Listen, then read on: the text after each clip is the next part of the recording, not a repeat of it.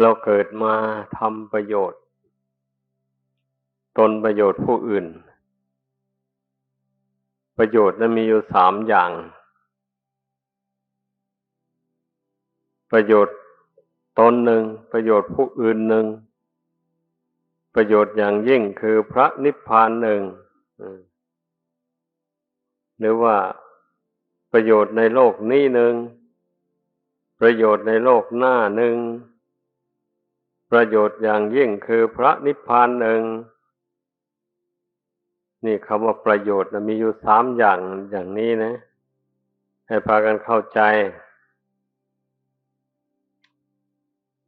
ก่อนอื่นมันต้องบำเพ็ญประโยชน์ตนนี่แหละก่อนทำยังไงตนจะมีจิตใจตั้งมั่นอยู่ในบุญในคุณก็เอาไปฝึกใจตัวเองไปสอนใจตัวเองไป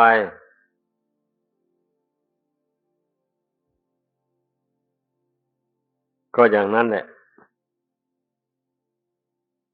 จะให้คนอื่นนั้นสอนให้อยู่เรื่อยไปนั้นคงจะไม่ไหวหรอกขอให้คิดอย่างนี้ก็แล้วกันตัวเองแหละสอนตัวเอง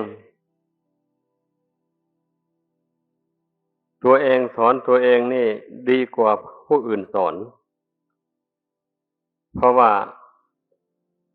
ตนเองสอนตนเองนะตนเองก็เชื่อตนเอง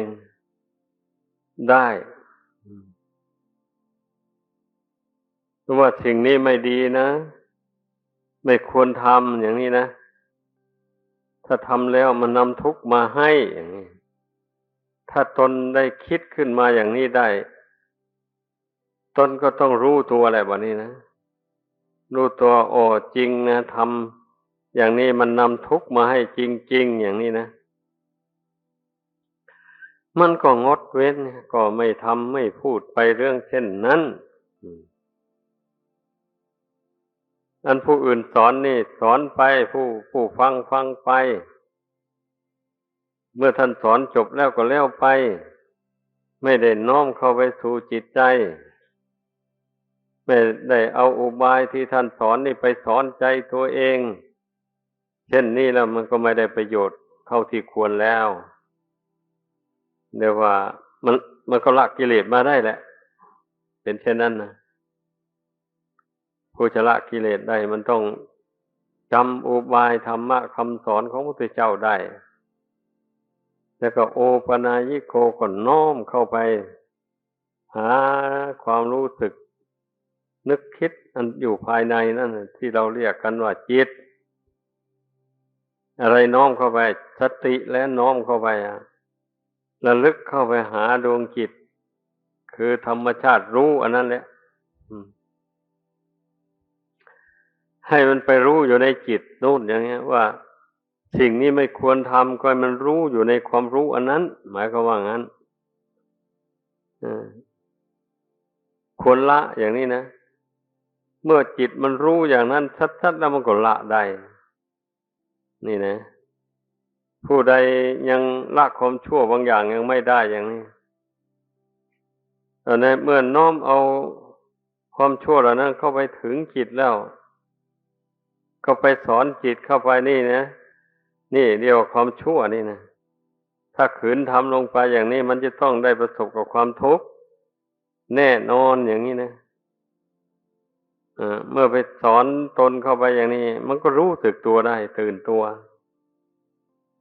เป็นความจริงเนี่ยเราจะไม่ทำมันต่อไปอีกแล้วอย่างนี้นะ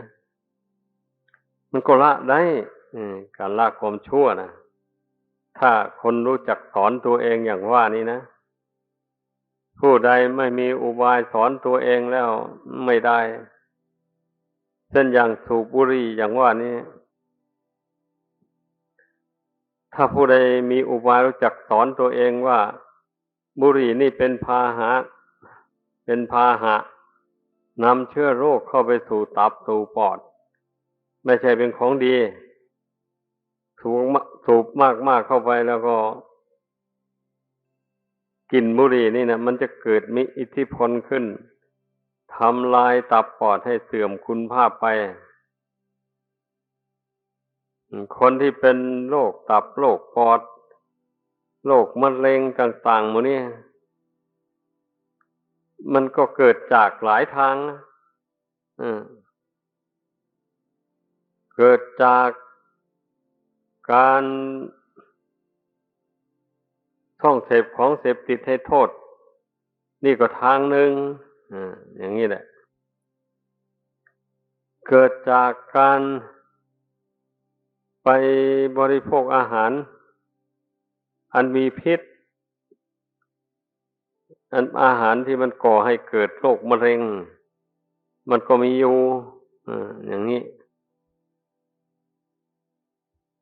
แล้วอีกอย่างหนึ่งมันก็เกิดด้วยกรรมด้วยเวรของคนผู้ใดมีกรรมมีเวรได้ทำมาแต่ชาติก่อนกรรมเวรนั้นมันก็ตามสนองเอาก็ทำให้เกิดโรคมะเร็งได้แต่เข้าใจว่าโรคมะเร็งนี่เป็นโรคกรรมโรคเวรในอดีตหนหลังมากกว่าเพราะว่าหมอเขาหายาไม่พบเลยค้นคว้าหายาไม่พบเลยเพราะฉะนั้นสิ่งใดถ้ามันรักษาไม่ได้ก็ให้โยนให้กรรมเท่านั้นแหละกรรมเวรหนหลังมันตามมาสนองเอาใครจะไปกำจัดเวรกรรมของใครไม่ได้เลยผู้ใดทำกรรมชั่วมานี่กรรมชั่วมันตามสนองผู้นั้นก็ต้องเสวยทุกข์ทนทรมานไปจนกลัวว่า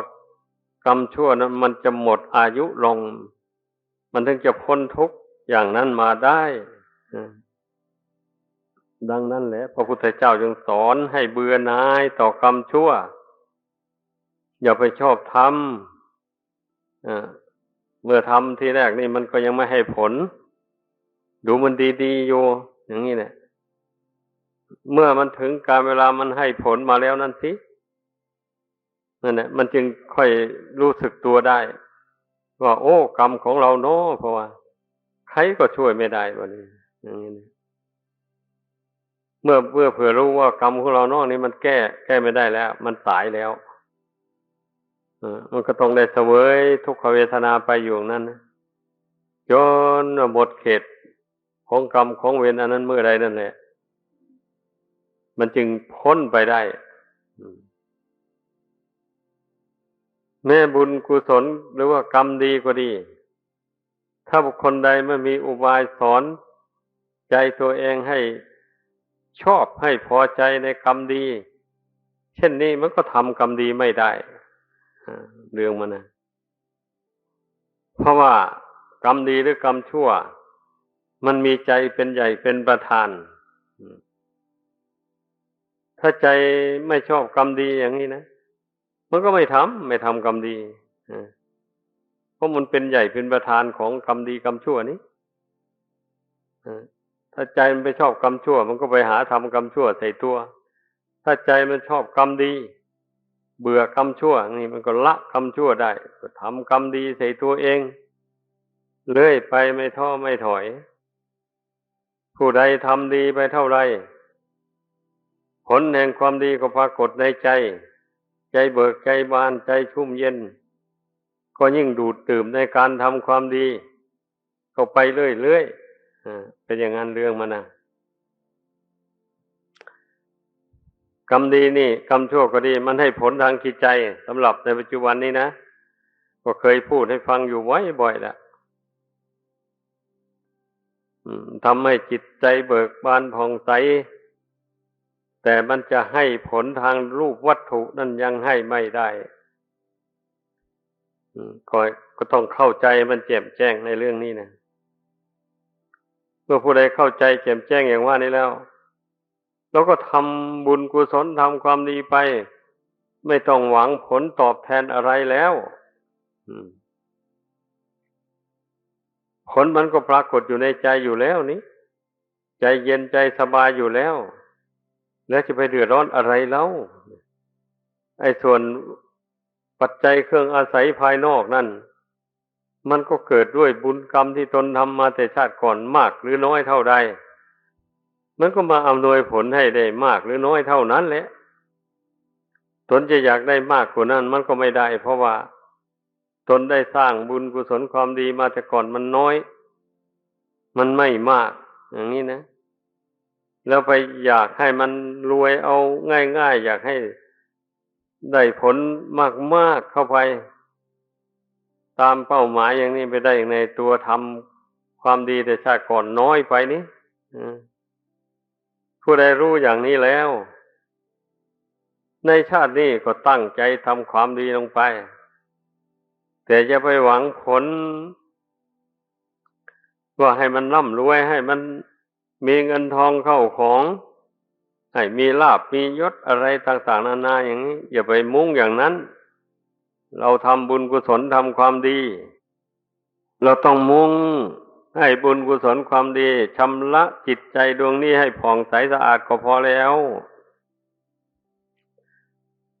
ต้องตั้งเป้าหมายลงอย่างนั้น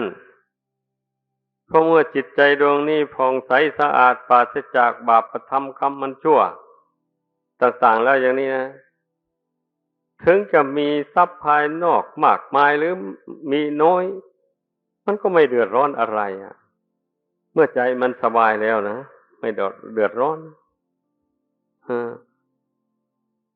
ใจมันอิ่มอยู่ด้วยบุญด้วยคุณแล้วอย่างนี้นะมีอะไรมันก็บริโภคใช้สอยไปอย่างนั้นตามมีตามเกิดตามเท่าที่ตนแสวงหามาได้ด้วยน้ำพักน้ำแรงโดยทางสุจริตได้มากหรือได้น้อยเท่าไรก็ยินดีบริโภคใช้สอยอยู่เท่านั้นมันก็สบายใจมันก็ไม่เดือดร้อนอะไรตัณหามันก็ไม่รุกรานจิตใจให้คิดปรุงแต่งอยากจะได้อะไรต่ออะไรไม่มีสิ้นสุดต่อไปนี่ชาวพุทธทั้งหลายมันต้องหาความสุขใส่ตัวเองอย่างนี้ต้องมีปัญญาต้องฉลาดเห็นว่าตนมีทรัพย์น้อยไม่มากเหมือนคนอื่นเขาก็ไปเมาแต่วิตกวิจารณ์น้อยเนื้อต่ำใจอยู่อย่างนั้นไม่เป็นอันหลับอันนอนมีแต่คิดน้อยเนื้อต่ำใจว่าตนนี่นะทำไมจึงด้อยกว่าเพื่อนเกิดมาในชาตินี้เนี่ยเคยมีคนวิตกวิจารณ์อย่างนี้แล้วหรือว่าไประบายอารมณ์ให้เพื่อนฟังอยู่ในโลกอันนี้นะผู้เช่นนั้นเรียกว่ามันไม่เชื่อบุญเชื่อกรรมอย่างที่ว่ามาแล้วนั่นแหละจึงอยากจะพูดย้ำแล้วย้ำเล่านั่นแหละถ้าใครเชื่อบุญเชื่อกรรมที่ตนทำมาแต่ก่อนแล้วก็มาสมทบในปัจจุบันนี้ด้วยอย่างนี้มันก็ไม่วิตกวิจารณ์เดือดเนื้อร้อนใจอะไรเลยบุญของตนมีเท่านี้มันก็ต้องอาศัยเพียงเท่านี้แหละเพราะงั้นมันจะไปทะเยอทะยานเกินขอบเขตอันนี้ออกไปแล้วก็ได้ไปทำบาปเท่านั้นแหละแต่ว่าทำบาปแล้วจะมีประโยชน์อะไรมีแต่ทุกข์แต่โทษเมื่อมันสอนใจได้อย่างนี้มันก็ไม่ทะเยอทะยานออกนอกศีลนอกธรรมออกไปการทำมาหาเลี้ยงชีพอย่างนี้คุณธรรมเหล่านี้เป็นคุณธรรมของพระโสดาบันผู้ยังครองเรือนอยู่เป็นอย่างนั้นพระโสดาบันที่ท่านครองเรือนอยู่ท่านไม่ประพฤติผิดศีลธรรมนะแสวงหาเลี้ยงชีพอะไรก็ดีในการเข้าสังคมใดๆก็ดีก็ไม่ลืมตัวคนเขาจะชักชวนไปทำชั่วท่านก็รู้ตัวแล้วก็ไม่ทำไม่ไปอย่างนี้ถ้ามีใครชวนทำความดีนั่นเอาก็พระโสดาบันได้รู้แจ้งในความดีความชั่วได้แจ่มแจ้งด้วยปัญญาแล้วดังนั้นใครจะมาจูงจมูกไม่ได้เลยมีแต่ปุถุชนคนเรานี่แหละทำให้คนนักเลงทั้งหลายเขาจูงจมูกได้เพราะความไม่มีปัญญานั่นเองนะไม่มีปัญญาก็ไม่เพราะเหตุว่าไม่ได้ฝึกจิตใจให้สงบระงับจากกิเลสบาปธรรมเหล่านั้นนะแล้วอย่างนี้จะเอาปัญญามาแต่ที่ไหนอยากมีปัญญาโดยไม่ต้องทำอะไรจู่ๆแล้วก็ให้มันรู้มันฉลาดขึ้นไป ในอดีตอนาคตไปเลยอย่างนี้อย่างนี้มันง่ายเกินไปแบบนั้นนะพูดง่ายมันฟังยากแบบนั้นเพราะทุกสิ่งทุกอย่างมันเกิดจากเหตุถ้าตนไม่ทำเหตุให้สมดุลกันอย่างนี้มันจะเกิดผลคือปัญญาก็ไม่ได้เลยก็อย่างนั้นเนี่ย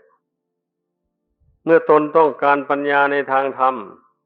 มันก็ต้องทำใจให้สงบระงับลงไปให้ได้ไม่ให้ใจมันป่วนปั่นหวั่นไหวไปภายนอกควบคุมให้อยู่อย่างนี้นะฝึกจิตใจให้หยุดให้ยั้งความคิดต่างๆได้ไม่ว่ากลางวันกลางคืน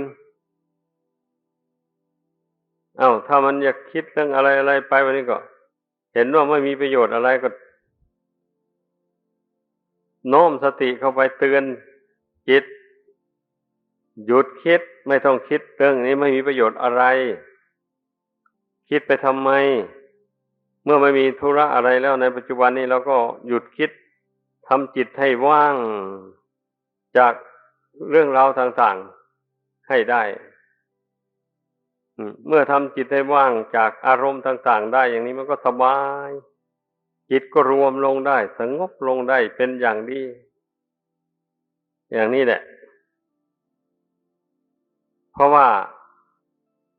มันมีกิเลสสำหรับมากั้นกลางไม่ให้จิตใจสงบรวมลงเป็นหนึ่งลงไปได้มันมีอยู่ก็ยังว่าอย่างนี้พระพุทธเจ้าแสดงไว้แล้วนี่ความรักความชังความง่วงเหงาหาวนอนความฟุ้งซ่านรำคาญความสงสัยลังเลเรื่องบาปบุญคุณโทษต่างๆพวกนี้นะล้วนแต่เป็นเครื่องขัดขวางไม่ให้จิตใจรวมเป็นหนึ่งลงไปได้ทำให้ใจวิตกวิจารณ์ว่าเรื่องนี้เป็นยังไงหนอเรื่องนั้นเป็นยังไงหนอโยอย่างนั้นแหละนั่นให้พากันกรวดดูจิตใจตัวเองมันมีกิเลส5อย่างนี่นะอย่างใดอย่างหนึ่งรบกวนจิตใจหรือไม่ในขณะที่ตนนั่งภาวนามันก็รู้ได้โดยตนเองเนี่ยคนอื่นรู้ให้ไม่ได้หรอกฉะนั้นทุกคนนั่งภาวนาแล้วต้องให้รู้ว่าเมื่อทั้งภาวนาลงไปนิวรณธรรมอันไหนมันมีกำลังแรงกว่าอันนั้นแหละมันจะโผล่ขึ้นมาสกัดกั้นไม่ให้สติยั่งเข้าไปหาจิตไม่ให้จิตมันสงบระงับลงได้แล้วสติความระลึกนั้นมันก็ถ้ามันอ่อนแอมันไม่เข้มแข็งมันก็ไหลออกไปทางอื่นโน่นระลึกไปทางอื่นซะแล้ววันนี้ระลึกนอกออกไปจากจิตจากใจไปแล้วถ้าผู้ที่เข้าใจดีออกไปก็ออกไปแล้วเมื่อรู้ตัวแล้วก็ตั้งสติเพ่งลมหายใจเข้าออกไหมอย่างนี้นะไม่ถอยเมื่อตั้งสติกำหนดเพ่งลมหายใจเข้าหายใจออกกำหนดรู้อยู่ที่รู้อย่างเดียวเท่านั้นไม่เอาในทั้งหมดไม่เอาอะไรทั้งนั้นเลยก็ความรู้นั่นแหละคือจิตดวงเดียวเท่านั้นเองนะจะไปเอาอะไรล่ะก็เพราะมันเอานี่แหละสาเหตุที่มันจะเป็นทุกข์อยู่นี่นะสาเหตุนี่มันจะผูกพันอยู่กับโลกอันนี้นะอันนั่นก็เอาอันนี้ก็เอาอย่างนี้นะเลยจิตที่คนหนีจากโลกนี้ไปได้แล้วมันผูกพันอยู่กับโลกอันนี้นี้มันเป็นอย่างนั้นดังนั้นผู้ทำจิตใจให้รวมสงบเป็นหนึ่งลงไปแล้วมันไม่ผูกพันกับอะไรไม่ผูกพันกับความรักไม่ผูกพันกับความชังความพยาบาทจองเวรกับใครต่อใครไม่มีอันนี้อย่างนั้นแหละแล้ว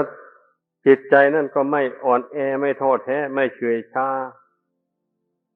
เมื่อจิตใจมีบุญมีคุณเป็นเครื่องอยู่มันก็เบิกบานอยู่งั้นเว้นเสียแต่เจ็บไข้ได้ป่วยร่างกายไม่สมบูรณ์อันนั้นมันก็เป็นธรรมดาแหละร่างกายแปรปรวนกระทบจิตก็ว่าวุ่นไปบ้างจิตก็เศร้าหมองไปบ้าง อันนี้มันเป็นเรื่องปกติธรรมดาในเวลาเจ็บไข้ได้ป่วยแต่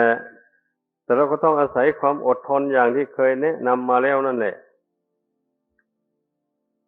ต้องอดทนอดกลั้นต่อทุกขเวทนาต่างๆที่เกิดขึ้นในกายก็ดีในจิตก็ดี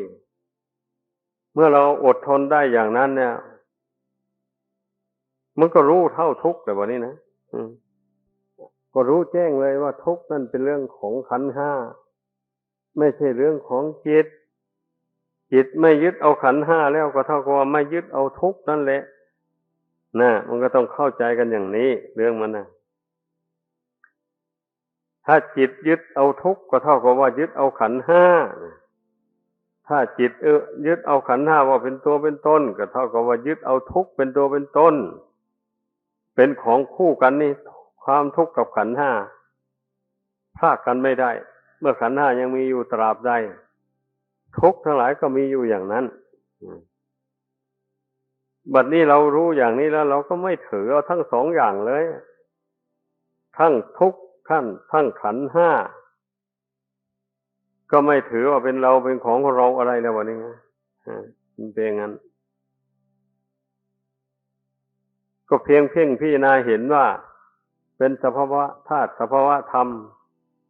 อาศัยกันอยู่เท่านั้นเองโดยอาศัยบุญบาปที่ทำมาแต่ก่อนนั้นมาประสานไว้มารักษาไว้ถ้าบาปมันตามมารักษามันก็ทำให้อย่างว่าเนี่ยร่างกายนี่ปกติอยู่ไม่ได้มีแต่โรคภัยเบียดเบียนรักษาก็ไม่รู้จักหายนี่ถ้าบาปมันให้ผลอยู่นะถ้าบาปมันไม่ให้ผลบุญให้ผลอย่างนี้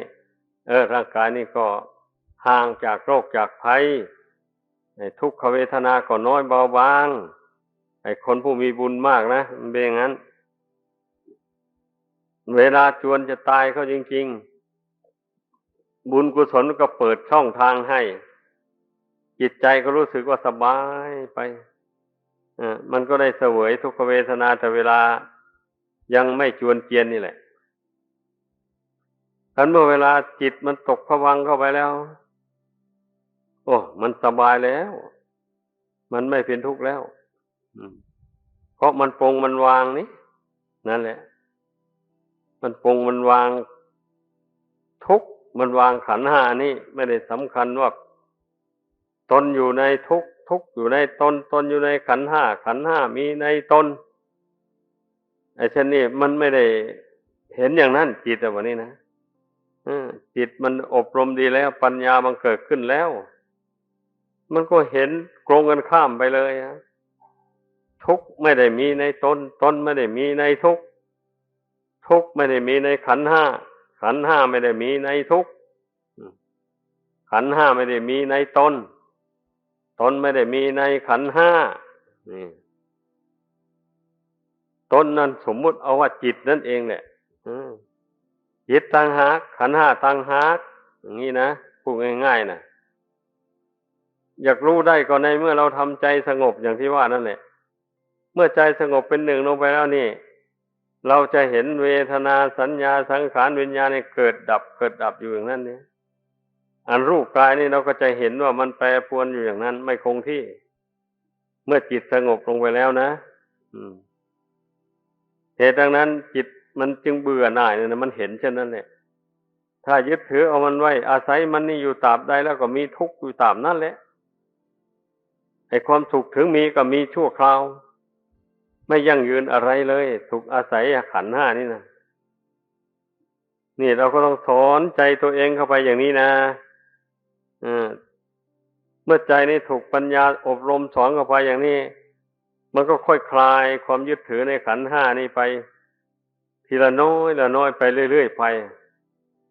นี่เราจะไปคลายออกทีเดียวให้เด็ดขาดยังไม่ได้เพราะอินทรีย์มันยังอ่อนอยู่เช่นนั้นดังนั้นเนี่ยขอให้พากันเข้าใจเมื่อเราเข้าใจอย่างนี้แล้วการปฏิบัติธรรมนะมันก็ไม่หนักไม่หน่วงไม่เดือดไม่อึดอัดขัดข้องอะไรในจิตใจ เพราะถ้าผู้ใดวางใจถูกตั้งใจไว้ถูกแล้วนี่โอ้ยมันสบายมันเบาไม่หนักไม่หน่วงอะไรเป็นอย่างนั้นเว้นเสียแต่คนมีกรรมมีเวรอย่างที่ว่ามาแล้วนั่นแหละโรคภัยอันร้ายแรงเบียดเบียนเอาจะหายก็ไม่หายจะตายก็ไม่ตายอันนี้แท้ก็มันก็พูดหนักแน่นในทางธรรมมันก็อดก็ทนเท่านั้นแหละอันจะให้มันภาวนาให้มันระงับทุกข์ลงไปเหล่านี้ไม่ได้ดอกไม่ได้มันเพราะว่ารูปกายอันนี้รูปนามอันนี้มันเป็นอนัตตามันบังคับไม่ได้นี่ฉะนั้นใครจะไปภาวนาบังคับไม่ให้มันทุกข์ไม่ให้มันวุ่นวายไม่ให้มันแปรปรวนอย่างนี้นะจะไปได้ยังไงบังคับไม่ได้เลยแล้วมันรู้ชัดไตรลักษณญาณบังเกิดขึ้นในจิตใจอย่างนี้แล้วมันก็อดได้ทนได้แล้วทุกขเวทนาต่างๆนะแล้วถ้ามันยังไม่ถึงเวลามันจะแตกกระดับมันก็เบาไปพักหนึ่งไอ้ทุกขเวทนานั่นนะโรคภัยนั่นนะมันก็ค่อยระงับไปชั่วระยะหนึ่งพอให้หายใจได้โล่งหน่อยมัจจุราชนี่มันรู้จักยืดหยุ่นเหมือนกันนะบางทีนะไอ้หมอนี่รักษาใส่ยาไปไม่ได้ผลเลยเอาหมอนี่หยุดเอาหมออื่นมาวางยามันต้องทำท่าจะถูกอันนี้นะทำท่าจะหายคนป่วยก็รู้สึกว่าสบายขึ้นมาพักหนึ่งอย่างนี้มายาของมัจจุราชนี่เก่งเอาไปเอามาเดี๋ยวก็กำเริบขึ้นอีกทีนี้แล้วอยู่ไม่ได้แล้วไปไม่มียาอะไรไปช่วยเหลือได้แล้วนี่เราต้องสังเกตไว้มันเป็นอย่างนี้แหละฉะนั้นเวลาเจ็บป่วยลงแล้วหมอวางยาเข้าไปมันหายมามันบรรเทามาก็อย่าไว้ใจเลยต้องทำความรู้เท่าไว้อย่างนั้นแหละบางทีพยามัจจุราชนะมันผ่อนผันให้พอได้เห็นหน้าลูกหน้าหลานพอให้ได้คิดพิจารณาให้รู้แจ้งในนามในรูปนี้ไปก็ดีสิ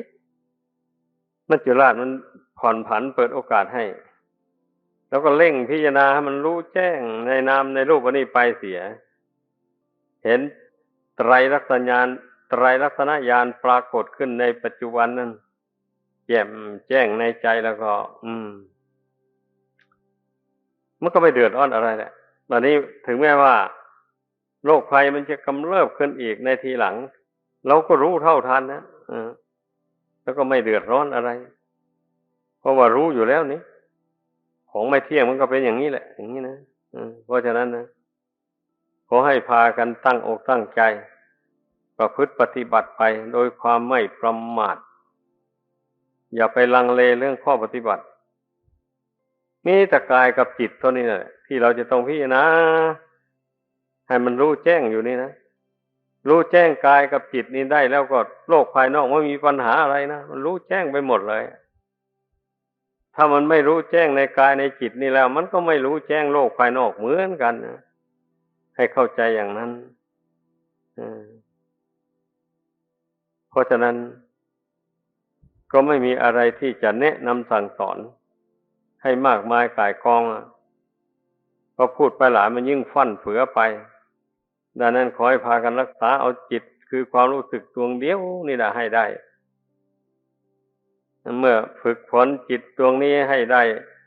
ลงไปไตรลักษณญาณบังเกิดขึ้นในจิตแล้วผู้นั้นก็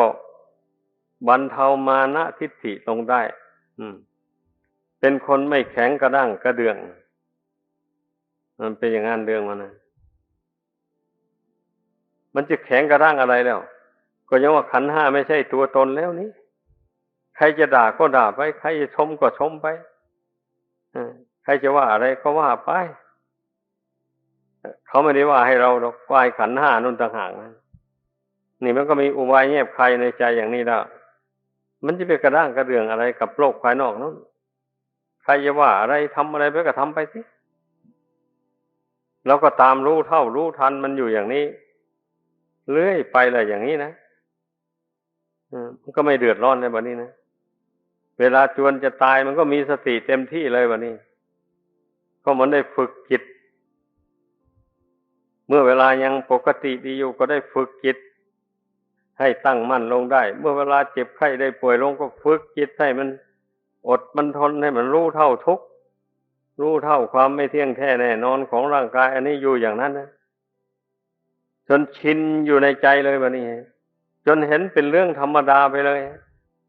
สังขารนามรูปความไม่เที่ยงของร่างกายอันนี้ความเป็นทุกข์ทนได้ยากลำบากความเป็นอนัตตาของนามของรูปอันนี้มันเป็นเรื่องธรรมดาธรรมดานี่เองเนี่ยเห็นแจ้งด้วยปัญญาแล้วมันจึงไม่เห็นว่าเป็นของแปลกมันแปรปรวนไปมันก็รู้ชัดไปตามเป็นจริงไปอย่างนั้นไม่เห็นเป็นของแปลกก็รู้แล้วนี่รู้มาอยู่โดยลำดับอยู่นี้มันจะตื่นเต้นอะไรแล้วแต่ถ้าผู้ประมาทแล้วก็อย่างว่านั่นแหละมันไม่เป็นอย่างนั้นนี่ผู้ประมาทแล้วนะไม่หมั่นพิจารณาแล้ว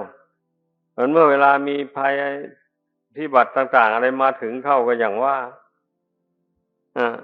ลืมอนิจจังทุกขังอนัตตาไปเสียหมดแล้วจิตกับสำคัญว่าขันธ์ห้าเป็นตัวเป็นตนเข้าไปแล้วสำคัญว่าเราเจ็บตรงโน้นเราป่วยเราจะตายอะไรต่ออะไรเข้าไปแล้ววันนี้นะนี่แหละมันหลงมันหลง